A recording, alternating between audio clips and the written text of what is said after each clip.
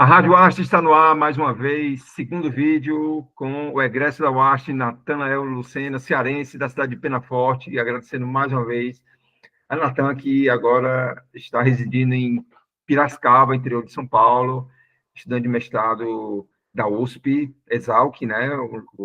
A Escola Superior de Agricultura, Agricultura, Isso. Luiz de Queiroz. Natan, agora esse vídeo ficou mais reservado sobre suas experiências como estudante de graduação aqui na UASC. Quais foram as maiores dificuldades, os maiores desafios como estudante, Natan? Nossa, foram muitas.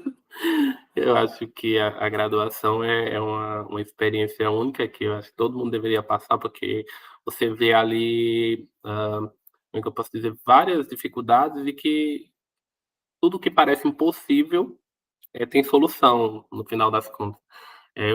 O primeiro problema que eu tive na graduação foi a pandemia. Antes mesmo de eu iniciar a graduação ali, estava no meio da pandemia, ali em 2020, eu era para entrar na chamada, né, 2020.2, porém como as aulas foram suspensas, Sim. eu fiquei um período em casa, só que aí, eu consegui a bolsa de pesquisa e o Adriano me chamou para Serra Talhada, então eu fui para a Serra no meio da pandemia trabalhar na pesquisa, porém não estava tendo aula. Então essa deslocação, né, da cidade natal para uma cidade, assim, que a gente considera grande, né, compara visto que Penaforte é muito pequeno, cerca ali de 9, 10 mil habitantes, então é uma mudança já que impacta. A questão financeira também foi um problema também que eu passei. O Adriano aí de prova, eu tinha que trabalhar, nos bares, trabalhar em casa noturna para conseguir ali uma renda para tentar se manter. Sim. A dificuldade também dos conteúdos, saindo ali do ensino médio, onde eu tirava notas excelentes, para começar a tirar notas baixas, ou que não chegasse na média, foi um impacto também, né. É o cálculo, a física, né, Ah, Natan? o cálculo e a física foram o que me É o derrubaram. método fácil para a maioria dos estudantes. Eu Ah, também, fo eu sou engenheiro civil e eu também senti muita dificuldade para aprender o cálculo, apesar de ser um cara que sempre gostou de matemática, né? Eu sempre, desde criança, gostei de matemática, mas quando eu me deparei com cálculo, realmente foi um obstáculo e eu imagino que para a grande maioria é a mesma coisa. Pois é, eu também, eu me considerava da área das exatas, eu digo: "Não, me dou melhor em cálculo, vou dar me". Não foi isso que eu vi, né. Embora que depois de cálculo 1 e 2 e física do ambiente agrícola, o restante das Sim, físicas, dos cálculos que vieram, eu consegui sair na média, né, tá ali na média. Consegui incluir. Acho que também há outro problema que eu tive, assim, não problema, mas que querendo ou não ali é uma dificuldade, a questão de moradia, né, tanto você achar uma moradia que sim, você consiga ali tá perto dos pontos, tá perto dos pontos de ônibus, no caso, perto de mercado, eh, perto de academia, essas coisas. Eu considero uma dificuldade, né, meio complicado. Os donos sim, também, meio chatinho às vezes, aluguéis às vezes um pouco caro. A convivência também com os colegas, né, de apartamento, querendo ou não, você tem que ter um certo cuidado ali na convivência, porque são pessoas diferentes, né, que tiveram uma criação diferente sim, e tal, têm costumes diferentes. E ali, querendo ou não, às vezes há atritos e tal, mas nada tão grande assim, mas querendo ou não, é um impacto também, uma sim, dificuldade que a gente claro, enfrenta. claro. Também tive outra dificuldade que no começo eu briguei muito, na época o reitor era o Carneiro Leão, e Sim, eu vivia no Instagram dele lá comentando, que era a briga pelo RU, né, pelo restaurante universitário. Quando eu cheguei, o restaurante estava construído, porém não estava em funcionamento. E acabou que teve a inauguração e não tinha funcionamento, eu acabava brigando muito por isso, porque a questão da alimentação eu considerava muito importante, né, tanto na ajuda é uma ajuda financeira, né, querendo ou não reduz os gastos com a alimentação dos estudantes, como também, você se alimenta melhor, né, fica mais saudável ali. Então, eu achava que é um marco ali importantíssimo para a instituição, é um restaurante universitário. sim. E como até na metade do curso não tinha, para mim era uma dificuldade. Natan, eu estava me lembrando que tu foi representante discente, né? Foi sim, eu fui representante discente da turma e também fui representante do CTA, representante dos dois. Sim, sim, entendi. Tu fazia parte do DA, é isso? Não, não, eu Não, né? fazia parte do CTA, que é o Conselho de Técnico Não, eu sei. Administrativo. Conselho Técnico Administrativo. Não, porque eu Isso. achava que tu tinha feito parte do DA de Agronomia. Não, quando o DA de agronomia, quando eu estudava, ele estava, tipo, parado, não tinha ninguém, e aí só conseguiram reativar ele já no finalzinho, quando como eu já estava representante do CTA, eu acabei não entrando no DA. Deixei para os outros colegas, né? Não tem como você abraçar o mundo. Eu já era representante de turma, e aí representante também do CTA, e aí representante do DA, e eu achei melhor ficar só com essas duas funções. E aí, fora isso, tinha as outras atividades, né? Tinha que também participar dos trabalhos do grupo NEF, que era o grupo que eu fazia parte, tinha as disciplinas, né? Tinha que estudar, então tinha uma pesquisa para desenvolver, aí muita coisa. Ô, Nathan, para quem está assistindo esse vídeo e para quem assistiu o anterior, eu gostaria de saber assim, que você elencasse assim, algumas disciplinas que são, para vocês, são as mais importantes para a tua pesquisa.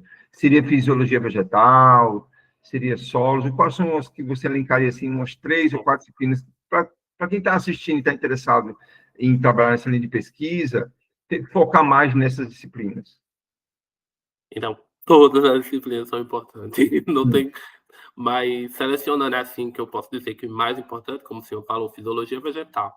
É, Então, eu acho que eu vou elencar como a primeira, porque ali eu vou entender os processos que estão acontecendo ali na planta. Essa eu considero a base da minha pesquisa, mas em seguida vem ali a nutrição, acho na agronomia é fertilidade do solo e nutrição de planta. Essa seria uma segunda disciplina também muito importante. Fruticultura também é bastante importante você entender ali, porque, querendo ou não, a cultura do cacau é uma frutífera, né? Vai produzir o fruto lá, dele a gente vai retirar a amêndoa, porém tem outros produtos que podem ser utilizados, né? Sim. E uma quarta disciplina, sei, talvez Genética, né? genética também. É como eu falei, se você parar para olhar todas as disciplinas, elas Uhum. encaixam, porque aí vai ter irrigação, Sim, sim. hidráulica, É. vai ter ah, é, microbiologia, todas têm um pontinho ali dentro da pesquisa. Na fitotecnia é isso, é a agronomia com o nome mais bonito, então tudo vai estar meio que ligado. Eu citei a genética porque, pelo que eu entendi, você precisa identificar uma planta matriz e também aquele você tem que selecionar os clones que são Uhum. mais propícios, não é isso? Embora a genética já tenha outra linha de pesquisa, tipo, alguém já trabalhou nisso para desenvolver o clone com o qual eu estou trabalhando, mas Sim, eu tenho que estar ligado nisso, qual o clone que seria ideal para minhas condições, né, como foi que chegaram nesse clone, sei lá, por que que esse clone está no mercado e qual seriam as respostas que ele teria, se é utilizado aqui nessa região subtropical, não sei certo, se entendi. E até porque, se você não entender, se alguém te entregar um clone que não é o propício, que não é propício para a situação, você já vai, é, né, evitar de usá-lo, né? isso. Natan, não, pode falar, pode comentar. Não, não, é só confirmando com o senhor, tipo, todas essas disciplinas que a gente vê na graduação tá envolvido, então lógico, como eu linkei as 3 que eu achei mais importantes, mas todas as outras, querendo ou não, contribuem, porque são experiências, né, são conhecimentos que vão ali, querendo ou não, agregando, para a sua pesquisa. Natan, eu quero encerrar o vídeo fazendo uma pergunta, já saindo um pouco da. Não é bem saindo da tua pesquisa, porque acaba que hoje em dia é uma coisa que tão usual, né, entre os pesquisadores, estudantes, professores. Eu comecei uma pesquisa relacionada à inteligência artificial. E eu comecei a me interessar por essa pesquisa porque eu fui convidado pela bibliotecária aqui da UASH, Denise, que ela me chamou para fazer uma palestra, para falar um pouco sobre o uso da IA, a importância do livro, né, na pesquisa, né? E eu comecei a fazer essa pesquisa, esse levantamento, né? Meio que eu pego um livro, faço uma pesquisa naquele livro e aquela mesma pesquisa eu faço na IA. E eu fico procurando identificar imperfeições da IA, né, as falhas, como também os pontos positivos, né? Porque a gente não pode ficar só chutando a IA, dizendo que não presta, porque ela é também importante. Tu tem utilizado, assim, frequentemente a IA? Quais são os cuidados que tu tem tido quando tu faz uma pesquisa pela inteligência artificial, seja ela por ChatGPT ou qualquer outra ferramenta? Então, é um assunto bastante polêmico aí, né? Esses Sim, últimos anos tá sendo bastante debatido, né? Se é bom, se não é, até que ponto você pode utilizar e não. Eu costumo dizer que o problema da IA é o operador. Se a pessoa que está utilizando ali não souber utilizar aquela ferramenta, ou vai utilizar de forma errada, né? Tanto para, sei lá, escrever alguma coisa ou fazer uma pesquisa e vai ter uma resposta ali que talvez não seja certa. Então, sim, o operador ali tem que conhecer com o que você está trabalhando. Você tem que entender, tem no mínimo uma base para saber. Porque se você perguntar alguma coisa para IA, para o chat GPT, ele vai lhe responder. Ele vai lhe responder com o que ele acha que está correto. Se isso vai ser correto ou não, aí vai depender de você. Tem um professor da agronomia, não é da agronomia mais, né? Eu acho que ele agora é só da economia, não, eu esqueci o nome dele agora. Se eu não me engano, é Ricardo alguma coisa. Esqueci agora. é o Mas Da Wast, ele é da UASP. Dávila. Isso, o Dávila, você tá lembrando seu nome. E ele costuma também falar isso, que a IA só responde errado se você perguntar errado. Claro, Eu tenho bastante utilizado IA, não sou contra. Eu acho que todo mundo deveria utilizar, desde que saiba utilizar. Por sim. exemplo, eu uso algumas ferramentas para buscar artigos que são de grande importância. Por exemplo, às vezes eu coloco o meu tema e ela faz uma pesquisa mais aprofundada do que essas bases de pesquisas atuais. Então, você sabendo utilizar essas ferramentas, você vai ter, assim, como é que eu posso dizer? Você vai ter mais o conteúdo ali mais fácil de acesso, sabe? Eu acho que a gente deveria tentar mais trazer a IA para nossas vidas, mas de forma, utilizando ela ali de forma mais consciente, porque muitos estudantes da graduação, por exemplo, estão utilizando mais de forma errada, estão pegando uma questão, jogando lá e ela respondeu, nem lê o que está ali, nem julga se está correto, se não, cola lá no Word e manda para o professor. É, Aí já não é assim que funciona. Ah, sim. outro exemplo aí de como eu utilizei, por exemplo, o ChatGPT, eu utilizei já para estruturar uma apresentação. Como assim estruturar? Eu tinha um determinado tema que eu precisava falar sobre e eu não sabia por onde começar. Então aí eu pedi para ele fazer uma estruturação de possíveis pontos que eu deveria abordar. Lógico, ele fez lá uma lista, sei lá, com 10 pontos. Dentre esses 10, eu escolhi os que eu achava mais importantes e os que eu tinha ali mais uma habilidade para Uhum. falar sobre, e fui fazer minha pesquisa em outras plataformas para deixar ali a apresentação mais embasada. Claro. Eu acho que um grande problema da IA é quando gera acomodação no estudante, né? O Isso. estudante se confia, né? Acho que todas as respostas estão ali, muitas estão, mas algumas são imperfeitas, né? A gente tem que ter esse cuidado.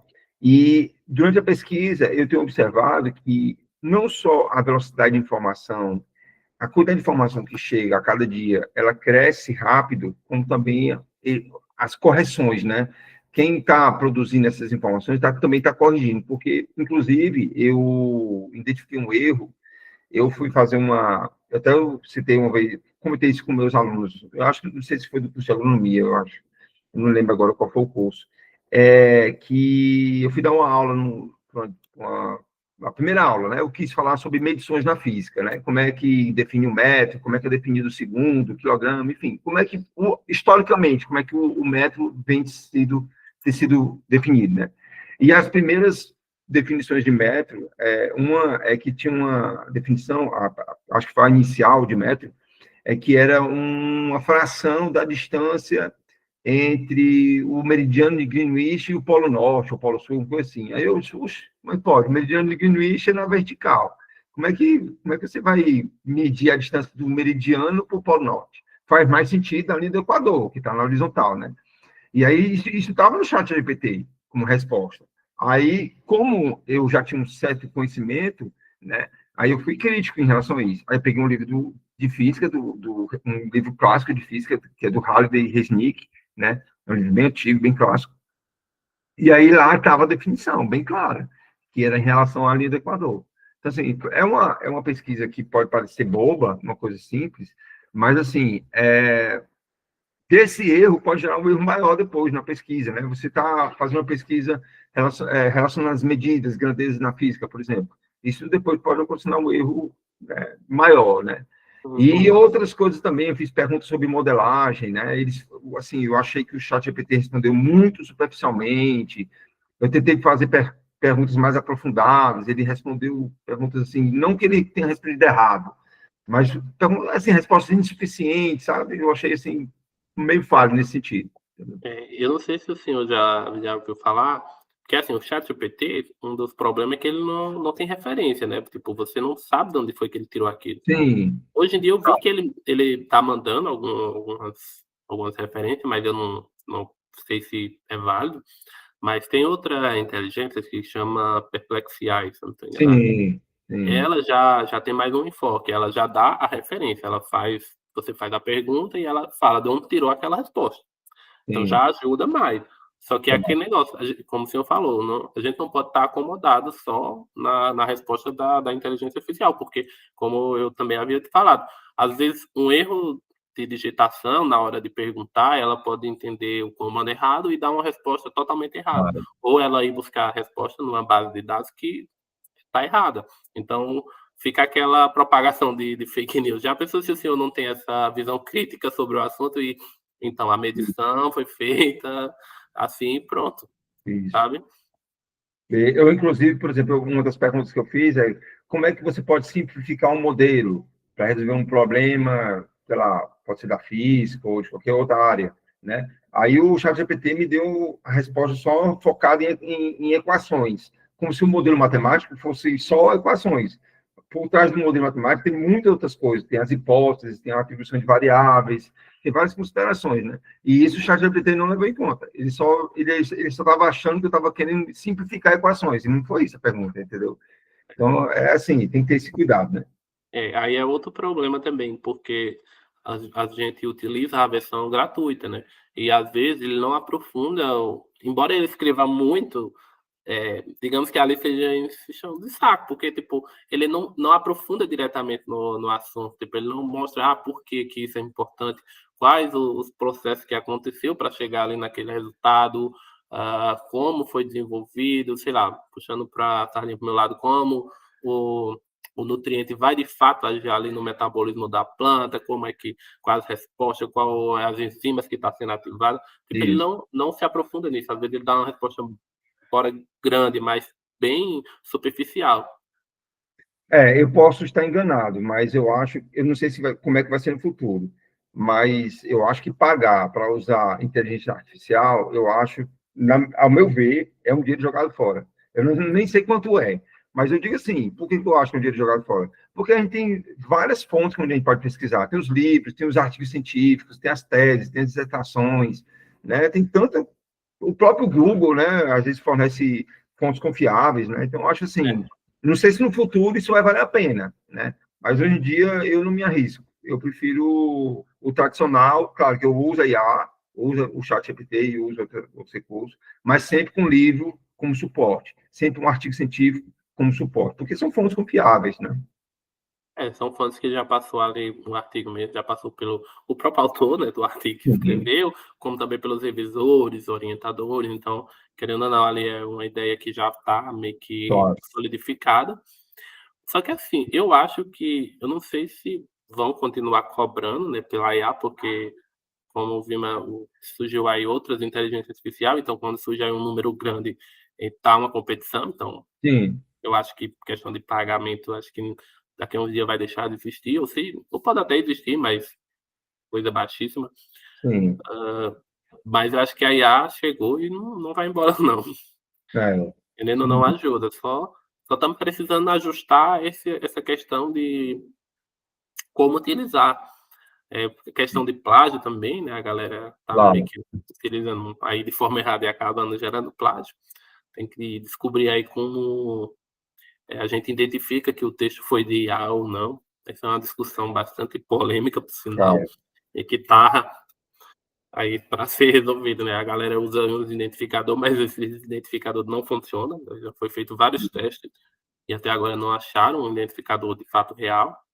Não sei como vai ser futuramente, né, mas ou a galera cria consciência e vê que a IA é boa, mas tem que ser moderada, né, tem que saber sim, utilizar, sim. ou não sei, tem que ver aí quais ferramentas agora vão ser criadas para nos ajudar, nos auxiliar aí na utilização dessas IA. É. Mas a IA é um mundo mágico, né? A gente tem que admitir isso. É uma coisa muito surpreendente, muito fantástica. E é importante, tem nos ajudado muito. Nathan, fica aqui o convite para futuramente, quando você tiver com as pesquisas mais avançadas, provavelmente ali no final do mestrado, ou possivelmente também depois que você concluir, a gente fazer um outro vídeo para a gente saber como é que progrediu as suas pesquisas, né? Ficar registrado também, né? O início, né? Que você está, assim, vamos dizer, praticamente aí no começo, né? Você está há quantos meses em São Paulo? 4 meses. 4 meses, pronto, você está bem no início, e a gente pode se programar aí, futuramente, aí, quando estiver mais pertinho de concluir, a gente pode falar dos resultados das pesquisas, né, das suas experiências como mestrando, eu acho que vai ser interessante. Fica aí o convite. Certo, muito obrigado, professor. Quando estiver finalizando, eu entro em contato para Pronto, a tranquilo, próxima. legal. E aí fica o convite para os seus colegas, quem quiser participar, mais uma vez eu faço o convite, fica aberto aí para a gente fazer uma outra live aí, e está divulgando a ciência, né, que é muito importante. Parabenizar a Natanael mais uma vez pelo trabalho, agradecer pelo espaço, e é isso. E um bom final de semana para todos.